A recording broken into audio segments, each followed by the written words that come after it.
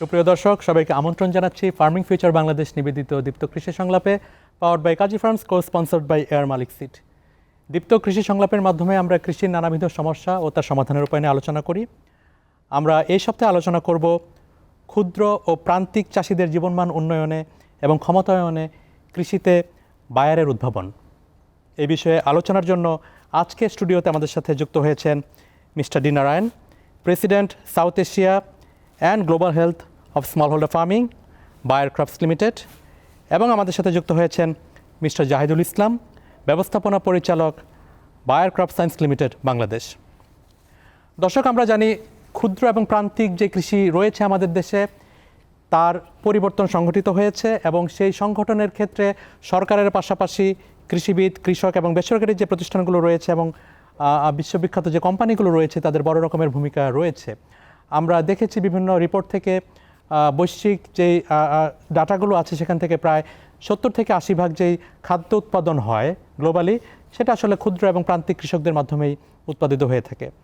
বাংলাদেশের যে আবহমানকালের চাষাবাদ প্রক্রিয়া ছিল সেখানে আমূল পরিবর্তন ঘটেছে, প্রযুক্তির এখন প্রয়োগ বাড়ছে। আমরা উচ্চ ফলনশীল জাতের পাশাপাশি হাইব্রিড এবং জেনেটিক্যালি মডিফাইড ক্রপ নিয়েও আমরা কাজ করছি। আমরা আজকে জানতে চাইব বাংলাদেশের এই কৃষির উন্নয়নে বায়ার ক্রপস আসলে কতটুকু ভূমিকা রাখতে পেরেছে এবং ভবিষ্যৎ পরিকল্পনাগুলো কি। আমরা মূল আলোচনায় যাব। আলোচনা শুরুতে I would like to thank doctor Narayan for giving us this opportunity to host you, and Mr. Zahid would like to learn from you today that how Bayer crops itself is helping smallholder farmer in this region, and what global context and mandate you have. So I'd like to know first from you that why smallholder farmer, why it's important to invest in smallholder, and why it's important to sustain the technology by providing better access for the smallholder farmer. Thank you. That's a very important question. But before I get into answering the question, let me first compliment the country Bangladesh, the government of Bangladesh, for the outstanding economic progress over a number of years, and is well on the path to becoming a developing country in the next few years.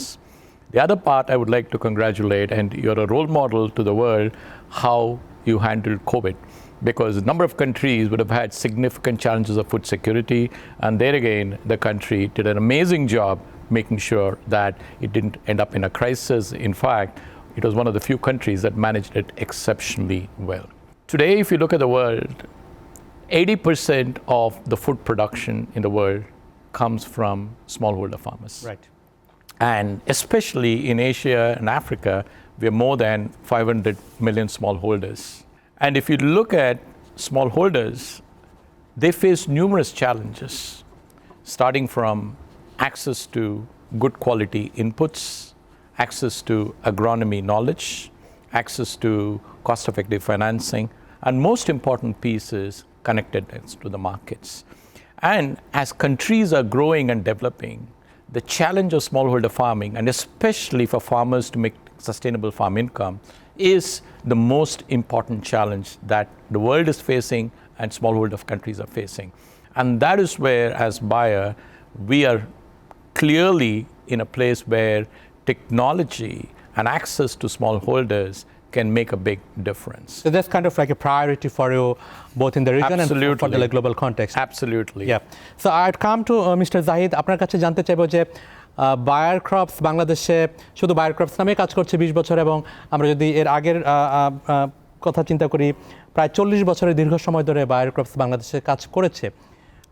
আন্তর্জাতিকভাবে buyer ক্রপসের গ্রহণযোগ্যতা রয়েছে উন্নত বিশ্বগুলোতে প্রযুক্তি ট্রান্সফরমেশনের ক্ষেত্রে।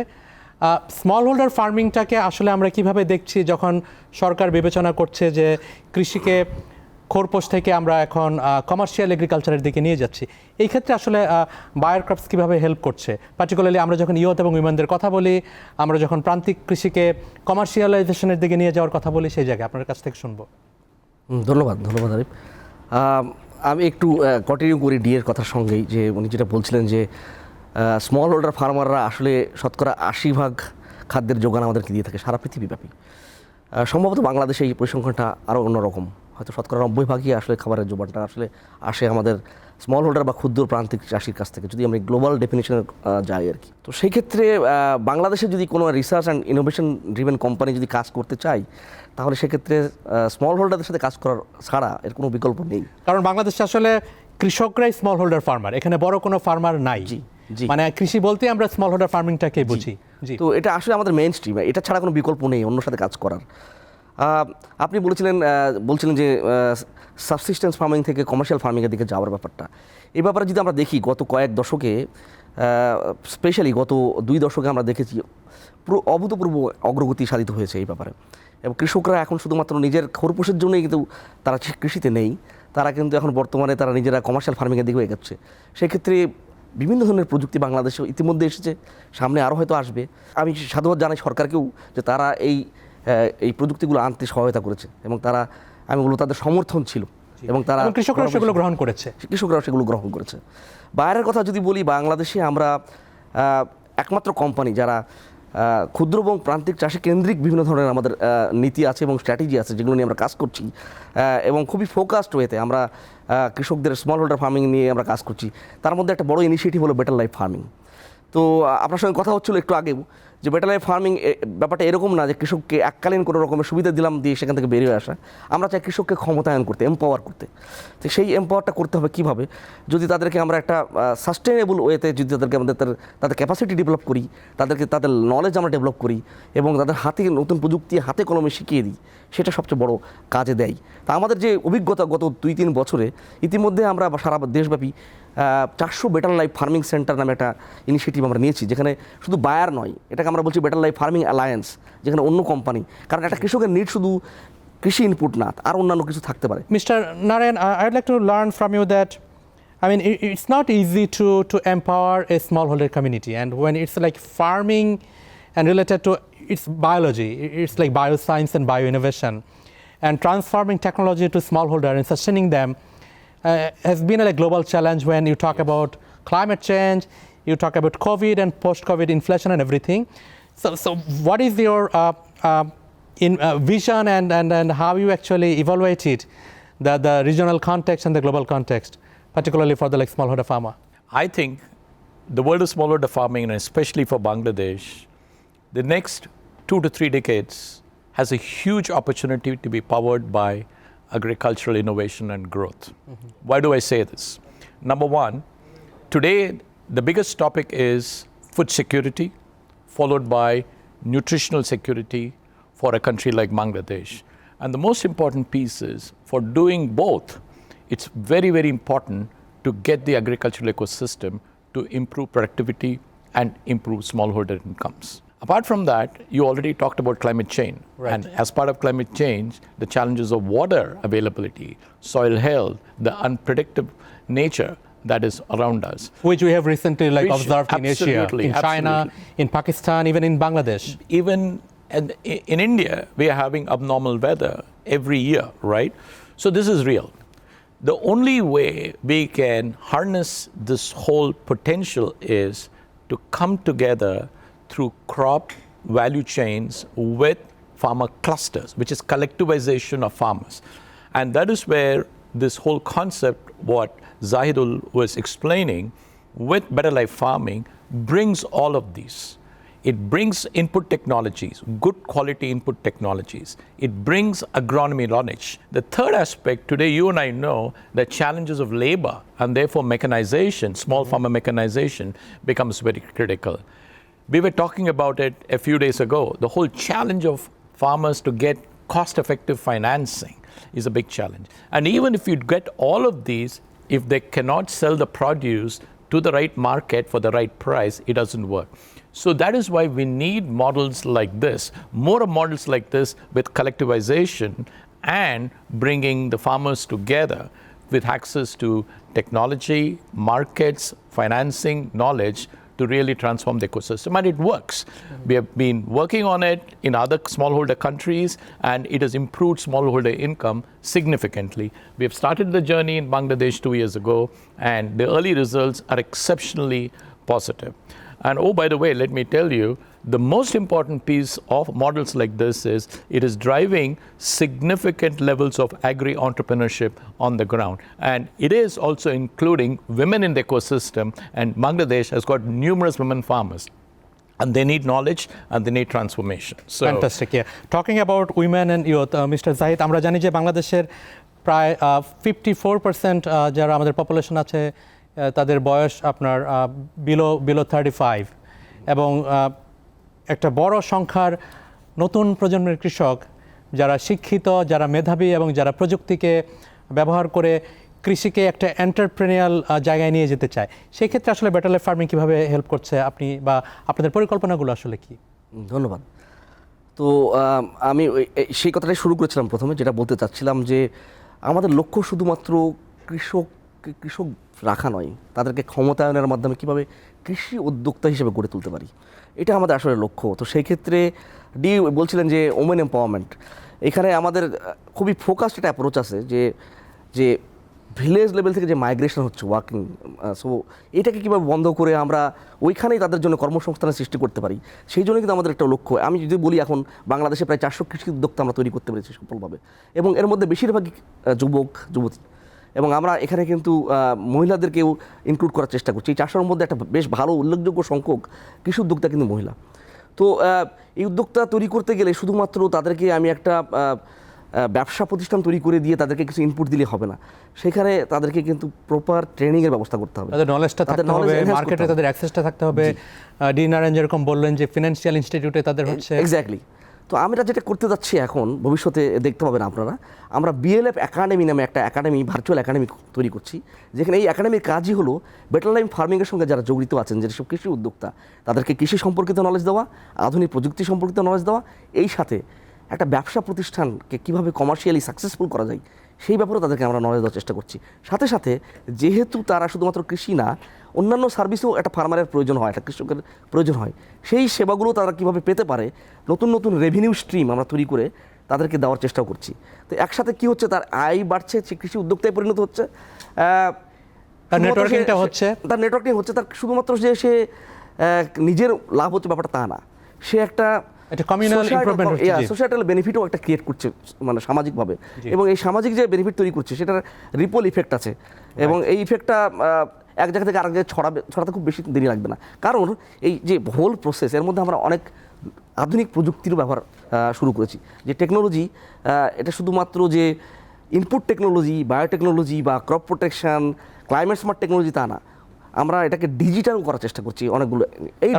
আমি যদি সঠিকভাবে বুঝে থাকি যে এই প্রশিক্ষণ এবং অন্যান্য যে ইনপুটগুলো রয়েছে তার মাধ্যমে আপনি একটি প্রায়োগিক জায়গায় উন্নয়ন ঘটাচ্ছেন এবং একটা এনেবলিং এনভায়রনমেন্ট ক্রিয়েট করছেন, যেখানে একটা কালচার ডেভেলপ করবে, একটা বিহেভিয়ারাল চেঞ্জ আসবে, যেখানে তাদের সেই এন্টারপ্রেনিউরিয়াল মাইন্ডসেট। ছোট কথা বলতে চাই সেখানে, যে আমাদের এখানে যদি এমপাওয়ারমেন্টের কথা বলি, আমাদের অন্যতম আরেকটা লক্ষ্য এই বেটার লাইফ ফার্মিংয়ের মাধ্যমে রুরাল এমপ্লয়মেন্ট জেনারেট করা।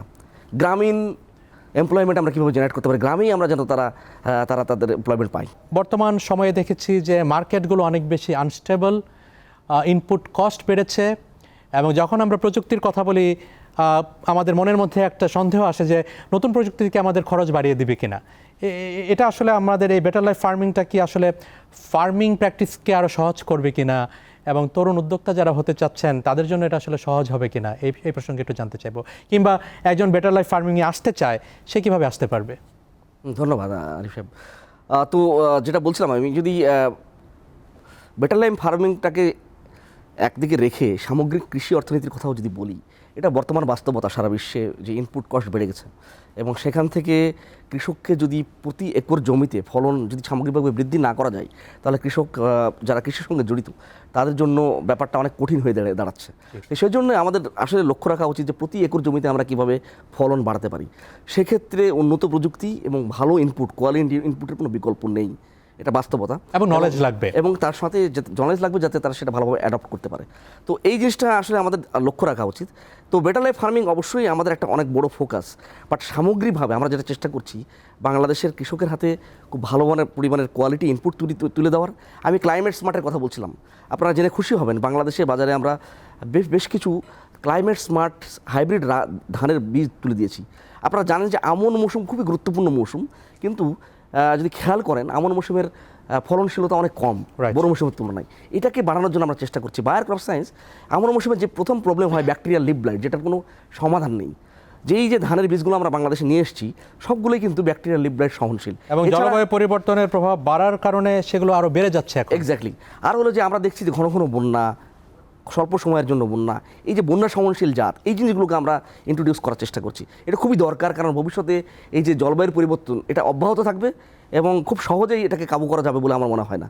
তো সেই জন্য আমরা খুবই নজর দিচ্ছি যে কীভাবে রিসার্চ অ্যান্ড ইনোভেশন কে আরও বেশি জোরদার করা যায় বাংলাদেশে, এবং আমরা যে উন্নত টেকনোলজি বাংলাদেশে নিয়ে আসি। বাট বেটার লাইফ ফার্মিংয়ের কথা যদি ফিরে আসি, বেটার লাইফ ফার্মিংয়ে আসার জন্য উদ্যম দরকার, সদিচ্ছা দরকার, কমিটমেন্ট দরকার, যে আমি আমার সোসাইটিকে সাপোর্ট দিতে চাই এবং একসাথে নিজের বড় হওয়ার যে স্বপ্ন, সেই স্বপ্ন দেখা দরকার। বাংলাদেশে বায়ার এবং বেটার লাইফ ফার্মিং অ্যালায়েন্স, আমি বারবার বলছি এটা শুধুমাত্র বায়ার ক্রপ সায়েন্সের উদ্যোগ না, এটা একটা অ্যালায়েন্স। এখানে কিন্তু আইএফসি থেকে শুরু করে অন্যান্য আরও লোকাল সংস্থা, প্রতিষ্ঠান যারা সবারই আসলে এটা সবাই একসঙ্গে মিলে আমরা কৃষককে সাহায্য করার চেষ্টা করছি। এবং শুধু কৃষক না, এই সাথে কৃষি উদ্যোক্তার জন্য আমরা রেভিনিউ স্ট্রিম তৈরি করার চেষ্টা করছি।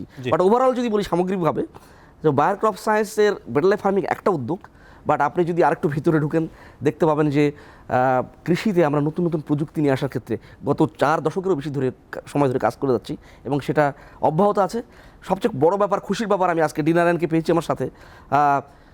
গ্লোবাল বায়ারের নজর বাংলাদেশের প্রতি অনেক বেড়েছে এবং তারা মনে করে যে বাংলাদেশ যে জব করেছে গত 3-4 দশকে, যেভাবে আমরা এগিয়েছি সামগ্রিক অর্থনীতিতে, এই দেশের ভবিষ্যৎ অনেক ভালো এবং আমরা সামগ্রিকভাবে শুধু বাংলাদেশের অর্থনীতিতে না, বিশ্বের অর্থনীতিতেও একটা ভূমিকা রাখতে পারবো। বিশ্বের খাদ্য নিরাপত্তা এবং নিউট্রিশন সিকিউরিটি যে বললেন, সেখানেও আমরা বড় একটা ভূমিকা রাখতে পারবো। Mr. Narayan, we have been talking about like smallholder empowerment and everything. There is a disconnect between technology transformation until or unless you ensure a policy support and you get buy-in from local community. The best technology from the brilliant mind will not work unless or until it's accepted and adopted by the countries, by the people and the community. So I'd like to learn from you that how actually that translates in your portfolio and the program that you are doing globally and in the region and particularly for Bangladesh. Yeah. This is the most important question, right? We talked about a lot of these opportunities. It starts with a very focused policy environment. Even take Bangladesh, for example. Economic growth and with textiles leading has been enabled with a very strong policy and thrust by the government. That's exactly what we need for the agricultural sector. As an example, if you look, a country like Brazil, 25 years ago, where they were and today. Right. They are the largest agricultural produce producing nation in the world, possibly after the United States and China. And their market is export oriented. Absolutely. And that happened with 3 things. Number 1, policy, infrastructure, and technology access, and bringing it to the farmers of the country. And today, that is exactly what we need. Let me share my dream for the country of Bangladesh. Today, a country which is growing at 7-8% with agricultural growth of 3% to 4%, why can't it be 10%? And imagine what will be the growth rate for Bangladesh if we achieve the 10% growth. It'll be growing at strong double digits. And that is possible. But for that, you need to focus crop by crop. Rice, horticulture, Vegetables, fruits, corn. All of these, we need to work together. And the partnership which he is talking about is a partnership with the government as well. And today, Bangladesh economic growth has been supported by global financial institution, developmental institution. I'm sure they will come to transform, and they're already here, the agricultural sector. And today when I met a lot of farmers in Jashore, the kind of enthusiasm, the number of women farmers I met, the number of agri-entrepreneurs I met, they're all waiting for this to happen. And I think as buyer, we want to be the catalyst working with everybody to bring this change and deliver this huge growth opportunity and significantly improve farmer incomes. Dinaran, we have to run short for the time. Any take-home message for our farmer friend and sister and brothers? My take-home message is, thank you. We are here as a country and number of nations because of you. I started by saying 80% of the world's food production comes from you. We know the kind of struggles you face every day. You wake up to produce food for the world. We will bring the best technologies for you. So that is a commitment all of us here will make for you. And personally, I'm looking forward to the continued growth and Bangladesh becoming among the top 10 nations globally and one of the biggest economies, and still continues to be a role model for other countries as well. Thank you ডিনারান for in inspiring take home message. And আমি ধন্যবাদ জানাচ্ছি mister Zahid আমাদের এই আলোচনার মধ্যে থাকবার জন্য। আমরা আসলে প্রত্যেকেই চাই কৃষিকে একটি ডিগনিফাইড প্রফেশন হিসেবে দেখার জন্য। দর্শক, আমরা এই সপ্তাহে আলোচনা করছিলাম বায়ার ক্রপস আন্তর্জাতিকভাবে এবং বাংলাদেশে কী করে স্মল হোল্ডার ফার্মার যারা রয়েছে তাদেরকে বেটার লাইফ ফার্মিংয়ের মতো বিভিন্ন কার্যক্রমের মাধ্যমে তাদের উন্নয়ন ঘটাচ্ছে, মান উন্নয়ন ঘটাচ্ছে। আমরা এটাও শুনলাম আজকে আলোচনার মধ্যে দিয়ে যে প্রযুক্তির ট্রান্সফরমেশন হতে গেলে নীতিগত যেরকম একটা পরিবেশ দরকার হয়, কৃষক এবং ভোক্তার আসলে গ্রহণযোগ্যতা একটি গুরুত্বপূর্ণ ভূমিকা রাখতে পারে। আমরা বিশ্বাস করি বাংলাদেশের এই বর্তমান পরিস্থিতিতে খাদ্য উৎপাদন এবং পুষ্টি নিরাপত্তা নিশ্চিতকরণে কৃষক, কৃষিবিদ, বিজ্ঞানী এবং সর্বোপরি কৃষির সাথে জড়িত সকলের যে প্রচেষ্টা রয়েছে সেটা অব্যাহত থাকবে। ভবিষ্যতের চ্যালেঞ্জ মোকাবেলায় আমরা সবাই একসাথে কাজ করব, দেশকে একটি সুন্দর সমৃদ্ধ বাংলাদেশ হিসেবে গড়ে তুলতে পারবো। সবাই ভালো থাকবেন, নিরাপদে থাকবেন, সেই আশাবাদ ব্যক্ত করে বিদায় নিচ্ছি। ফার্মিং ফিউচার বাংলাদেশ নিবেদিত দীপ্ত কৃষি সংলাপের এই সপ্তাহের আয়োজন থেকে, powered by Kazi farms, co sponsored by এয়ার মালিক সিট। ধন্যবাদ।